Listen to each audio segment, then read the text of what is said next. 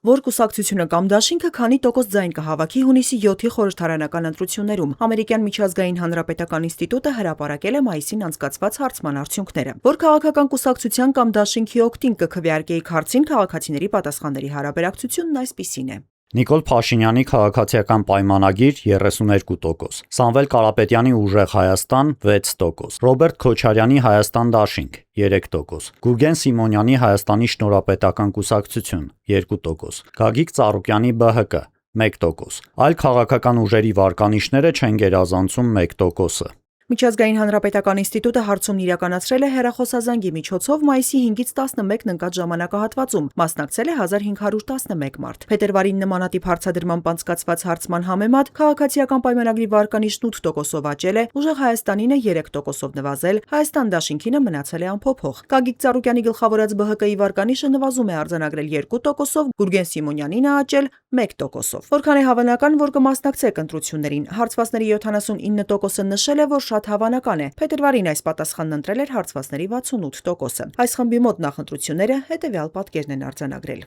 Նիկոլ Փաշինյանի քաղաքացիական պայմանագիր 38%, Սամվել Կարապետյանի Ուժեղ Հայաստան 7%, Ռոբերտ Քոչարյանի Հայաստան դաշինք 4%, Գուրգեն Սիմոնյանի Հայաստանի շնորհապետական կուսակցություն 2%, Գագիկ Ծառուկյանի ԲՀԿ 2%, այլ քաղաքական ուժերի վարկանիշները չեն գերազանցում 1%-ը։ Արդյոք ընտրությունները կլինեն ազատ եւ արդար, 34%-ը վստահ է, միանշանակ ազատ եւ արդար, 37%-ը հավանաբար ազատ եւ արդար կլինեն, 13%-ը հավանաբար ազատ եւ արդար չեն լինի, 12%-ը վստահ է, միանշանակ ազատ եւ արդար չեն լինի, իսկ 4%-ը դժվարացել է պատասխանել։ Իշխանության կողմնակիցների 93%-ը կարծում է, որ ընտրությունները կլինեն ազատ եւ արդար, իսկ ընդդիմադիր կողմնորոշում ունեցողների շրջանում մեծամասնությունը 55% եւ ավելի կարծում է դրանք կեղծվելու են կամ արդար չեն լինելու։ Փետրվարի համեմատ էականորեն փոփոխություն են կրել նաև ամենավստահելի քաղաքական գործիչների վարկանիշները, որ քաղաքական կամ հանրային գործչին եք ամենաշատը վստահում հարցին պատասխանել են այսպիսի համամասնությամբ։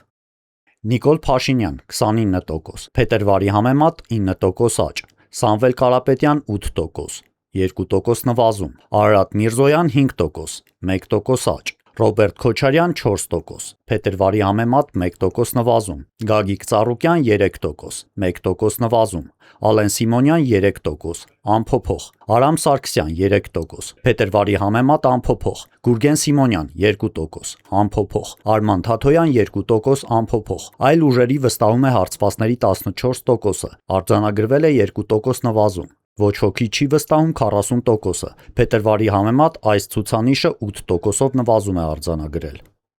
Հենց չկողմնորոշված ընտրողների ձայները կարող են որոշիչ դեր ունենալ ապագա իշխանության ձևավորման հարցում, որքանով կիրականանան հարցումների արդյունքները, պարզ կլինի շուրջ կես ամսից։